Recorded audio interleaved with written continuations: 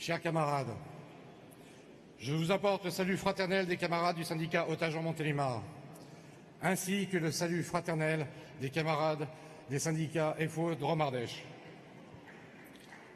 Le rapport moral et le rapport financier sont ceux du Bureau confédéral. Ces rapports, mes camarades, ne se résument pas aux 6 derniers mois pour la période 2015-2018. Ce sont les rapports pour l'intégralité du mandat. C'est pour cela que je suis mandaté pour voter ces deux rapports. Je reviens sur les ordonnances et les mobilisations du mois de septembre. En Drôme Ardèche, nous n'avons pas manifesté le 11 septembre avec la CGT, car à Force ouvrière, nous ne sommes pas à la botte de la CGT. Le 21 septembre, nous avons décidé de mobiliser contre les ordonnances Macron. Résultat, c'est la première fois depuis 10 ans que nous sommes restés devant la préfecture de la Drôme, faute de participants. Alors oui, on peut appeler à la grève générale, mais celle-ci ne se décrète pas. Le Congrès confédéral est un moment important pour notre organisation. Lors des résolutions, il va être débattu de la feuille de route des années à venir. C'est dans ce cadre que le syndicat du Livre-Otajon m'a mandaté pour évoquer l'avenir et le développement de notre organisation. Premier constat, dans l'imprimerie, 70% des entreprises sont des TPE et PME, et dans les départements de la Drôme et de l'Ardèche, le chiffre est le même. Deuxième constat, depuis plusieurs années, les gouvernements, avec la loi El Khomri, les ordonnances du travail et le patronat, ils ont réduit la représentation des syndicats dans les entreprises, ce qui rend très difficile, voire impossible, de désigner un délégué syndicat dans celle-ci. Quelles en sont les conséquences?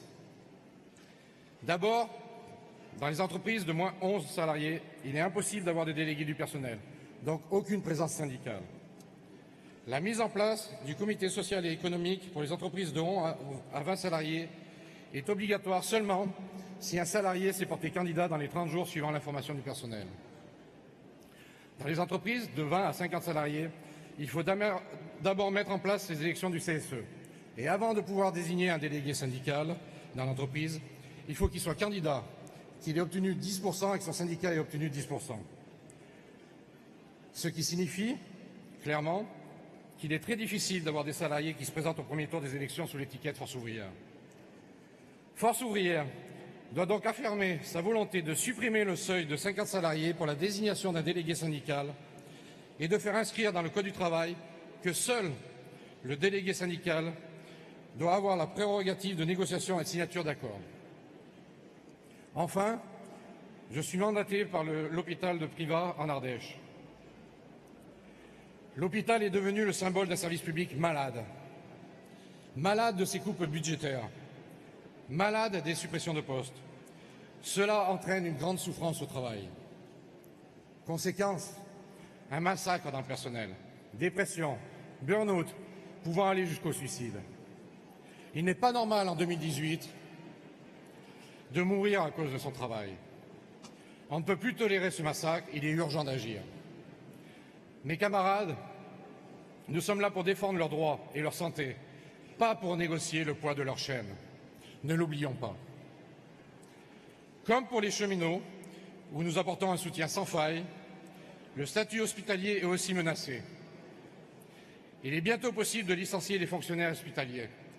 Il n'y a pas de République sans service public.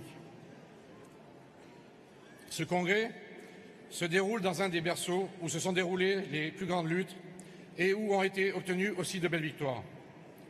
Pour le syndicat du livre FO Otajon, ce congrès doit déboucher sur une espérance, l'espérance d'une lutte efficace dans l'unité, dans l'indépendance.